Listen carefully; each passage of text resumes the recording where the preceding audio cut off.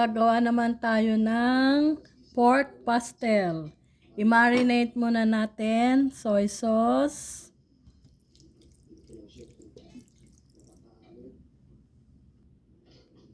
Oyster sauce.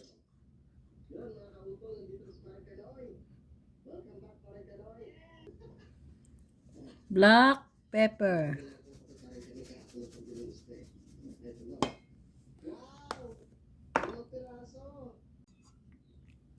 Mix natin. Tapos, i-marinate natin siya ng 30 minutes. 15 to 30 minutes. Pwede na. Haluin lang natin. Mag-marinate. Ingredients. Garlic. Tapos, onions. Tapos, meron din siyang mushroom. Meron din siyang red bell pepper. Meron din siyang potatoes. Lalagyan din siya natin ng hotdog. Lagyan din natin siya ng, syempre, oil para sa panggisa. Meron din siya, lalagyan din natin siya ng milk. Okay, 30 minutes is okay now. Lagyan na natin siya ng oil.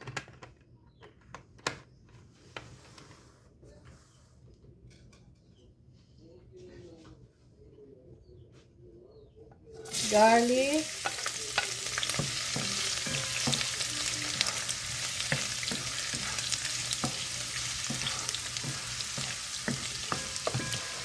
Then na natin siya mag-toast. Toast ang color brown. Ito. Brown na siya. Toasted na siya. Lagay natin ng onions.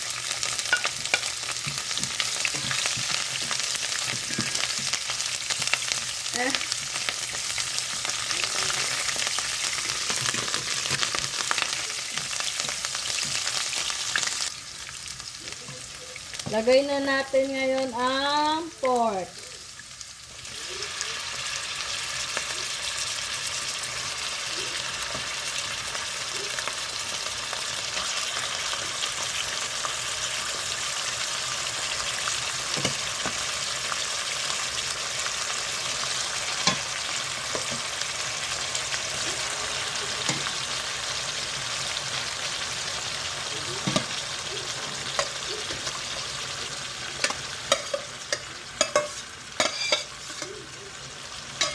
Haluin na natin.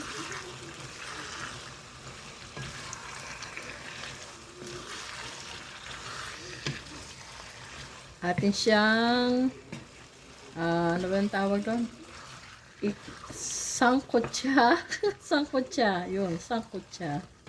Sangkutsa. Tayin natin siya. Tatakpan natin. Halu-haluin muna natin para ano siya sa mantika. Lahat ay mapapunta sa naglagyan ng ay nako, ano bang tawag doon? Basta yun na yun. Atin siyang tatakpan. Kunin natin. Hintayin natin siya absorb na yung water. Magkaroon na siya ng own water. Own juice. Lasan na natin ng cover muna. Ayan nagkaroon na siya ng kanyang sariling water. Juice. Came from its own juice.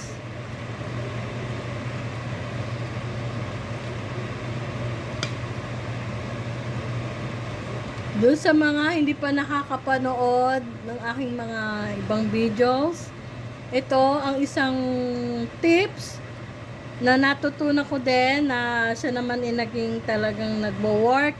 Lagyan natin siya ng toothpick para madaling lumambot ang pork, ang karning baboy. Para ito ay proven, na-prove ko na to. Talagang I-try nyo rin. Wala namang mawawala. Kaya lang, of course, yung clean toothpick. Okay, isara. Takpan uli natin. There you go. Tingnan natin. Buksan na muna natin siya. Ayan. Nagbo-boiled na siya. Tingnan natin kung malambot na yung karne. Ingat.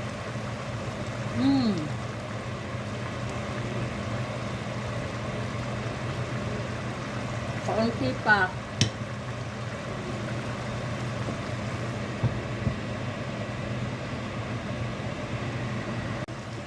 Lagyan din natin siya ng pork cubes para maging mas malasa ang pork, ang karne. Atin lang siyang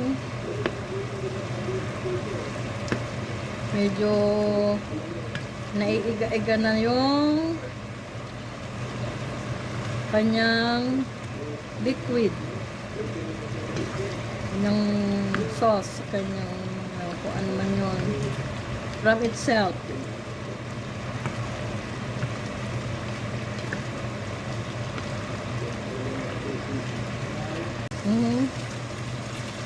Medyo naiiga-iga na yung sauce niya.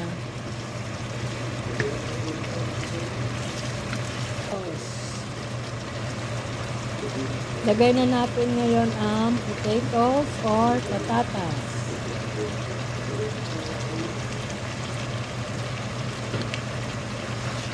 At siyang halu-haluin.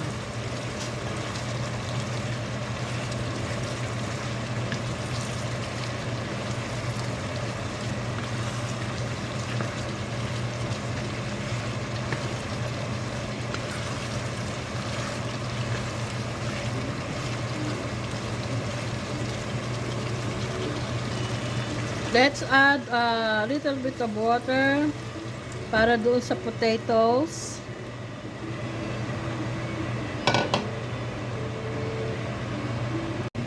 Open natin, tingnan natin kung ano nang nangyari.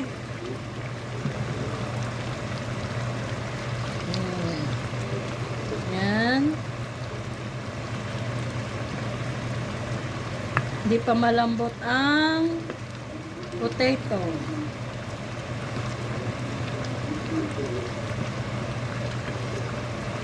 Lalagyan ko ngayon siya ng sugar para tumamis-tamis ang ating pork pastel.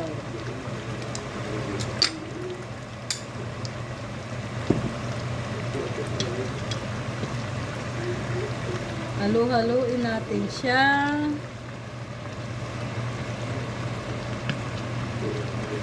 Ganyan.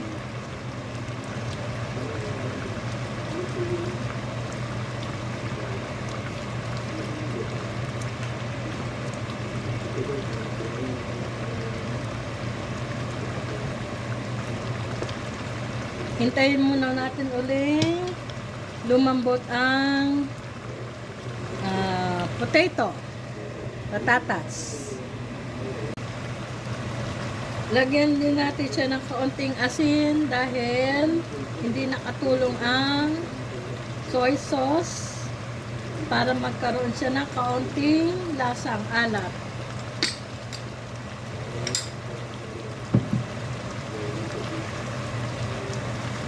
Haluin natin siya para ma-mix yung salt.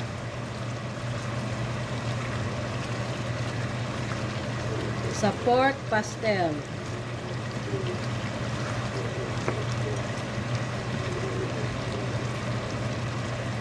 Malambot na ba ang... Ayun. Medyo malambot na ang potato. Pwede. Nilagay ko na ang hotdog. Nilagyan ko din siya ng pickles. Nilagay ko na rin ang red pepper. Nakalimutan ko palang i-on ang video. Akala ko nagre-record ako, hindi pala.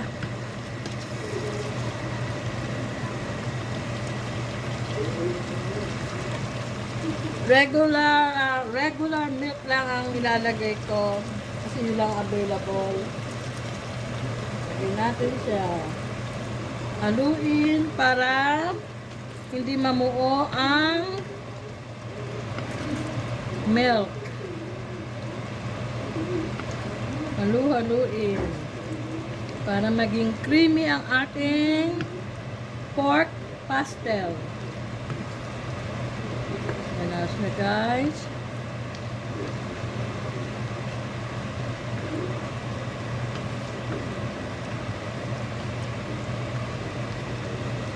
Pakuluin.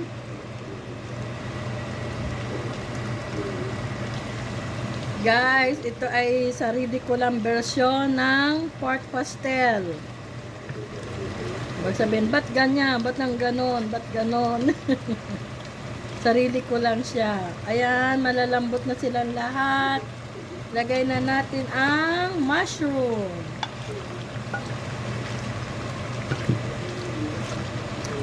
Patayin na natin ang ating oven.